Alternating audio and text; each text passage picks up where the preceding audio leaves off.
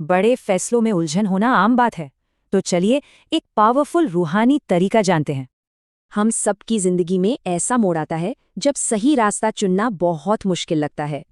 हम सोचते रह जाते हैं कि किस फैसले में भलाई है और किस में नुकसान हो सकता है। ऐसे में उम्मीद बस अल्लाह के दरवाजे से होती है, पर सवाल ये है कि उस दरवाजे को खोलने की चाबी क्या है? और वो चाबी है नमाज़े इस्तिखारा, अल्लाह से सीधे सीधे बेस्ट रास्ता मांगने का तरीका।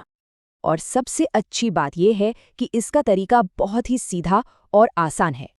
ये एक सीधा सा 4 स्टेप्स का रूहानी अमल है जिसे कोई भी कर सकता है। सबसे ज़रूरी है कि नमाज शुरू करने से पहले अपनी नीयत बिल्कुल साफ रखें। अब नमाज के बाद आता है इस्तिखारा का दिल, यानी वो ख़ास दुआ।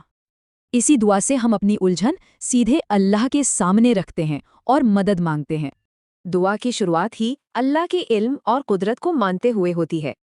हम सबसे ज्यादा देने वाले से उसकी खास मेहरबानी मांग रहे हैं। यहीं पर अपने उस खास मामले को मेंशन करना है जिसके लिए आप ये कर रहे हैं। यानी अगर रास्ता सही है तो उसे आसान बनाने और उसमें बरकत देने की दुआ की जाती है, और अगर ये रास्ता ठीक नहीं है तो उससे बचाने की दुआ की जाती है। तो दुआ तो हो गई, पर अब इसका जवाब मिलता कैसे है? ये समझना बहुत ज़रूरी है। जवाब हमेशा कोई ख्वाब नहीं होता। असली इशारा होता है दिल का सुकून या फिर काम का आसान या मुश्किल हो जाना। बस थोड़ा सब्र रखें, जवाब पहली रात मिल सकता है या कुछ दिनों में भी रास्ता साफ हो सकता है। तो इस्तिखारा का असल मकसद सिर्फ जवाब पाना नहीं, बल्कि कुछ और है। असल बात है अल्लाह के फैसले पर पूरी तरह राज़ी रहना, चाहे वो जैसा भी हो। बात है अपनी समझ से ज़्यादा बड़ी हिकमत पर भरोसा करने की और मामला अल्लाह पर छोड़ने की।